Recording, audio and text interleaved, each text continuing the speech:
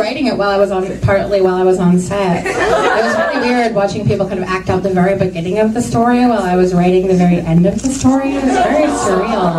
And Kevin kept coming up, who plays Alec, kept coming over and being like, I die, don't I? I die. I'm gonna die. I'm gonna get this, I can tell. But I can't spoil who shows up at the Dark Artifices, but that would spoil who lives through the Mortal Instruments, but I'll definitely say that you will see at least one or two of the immortal characters from the series in Dark Artifices again. So what was it like creating such an in-depth world? Because you have so much for both the movie and for the book. Because I work in film, so I know how different it can be getting it from the book form to screen. But what did you like from the real world that you kept throughout, like the immortal, all the different cities and things that you created?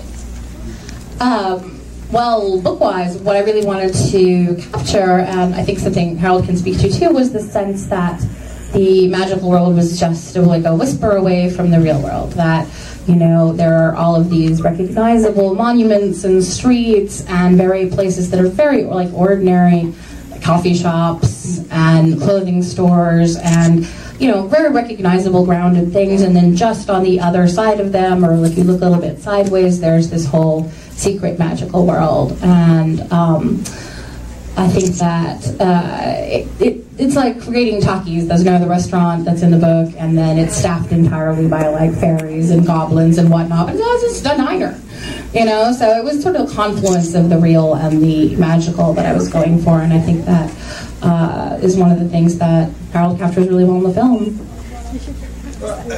That was one of the things that I thought was really fascinating about your book, was the idea that it does happen right under our noses. So we try to capture that as much as we could in the movie, obviously. Taking her books and turning them into a movie is so much fun, you have no idea. And there is so much to pick from, and we had to be really creative, all of us, to think what do you guys want to see, and what can you live without? And, you know, I still don't know. Nothing. Like a 7-hour movie. The director's cut. No editing at all. Extra for all of it. Just get you a sequel. Hi, I was wondering for Lily, is there any other character that you would want to play besides yourself? And also I have messages from around the world for you and I wanted to pass them up. Oh my gosh, thank you. Oh, sweet. Thank you so much. Another character.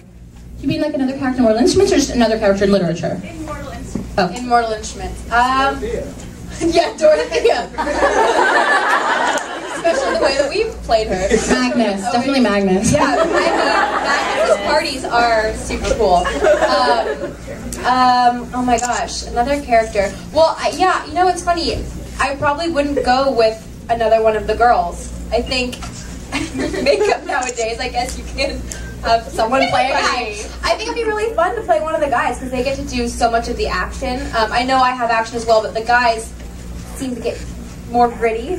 And when you see the film, to see the stunts that Jamie and Kevin got to do really were amazing, and to see the weapons that they get to use. But then Magnus has that cool like warlock thing, and he's got those awesome parties, and you know he wears like glitter. I mean, what's wrong with parties, glitter, and like you know he's with a lot of guys. I don't know. He's kind of a fun character. I'm not really sure. Maybe we can try it out. I'm not really. I think it might work out. Yeah. We can do outtakes.